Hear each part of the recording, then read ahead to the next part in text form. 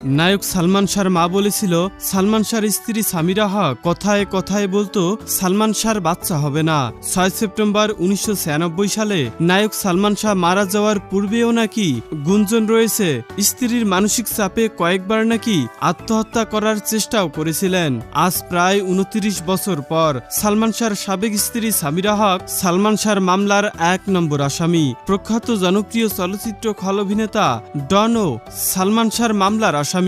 নায়ক সালমান শাহর বিচার দেখে যেতে পারেননি তার বাবা, কিন্তু মায়ের প্রবল আত্মবিশ্বাস ছিল ছেলের মামলার নতুন করে রায় হবে, সত্য উদ্ঘাটন হবেই। আর সেজন্যই সালমান শাহর মায়ের দোয়ার কারণেই প্রায় 29 বছর পর পুনরায় মামলাটি আমলে নিয়ে নতুন করে তদন্ত কার্যক্রম শুরু করার অনুমতি দিয়েছে আদালত, যেখানে সবকিছুর প্রধান আসামি সময়ের জনপ্রিয় চিত্রনায়ক সালমান শাহর প্রিয়তমা স্ত্রী সামিরা হক। তবে দর্শক, আমরা অপেক্ষা করব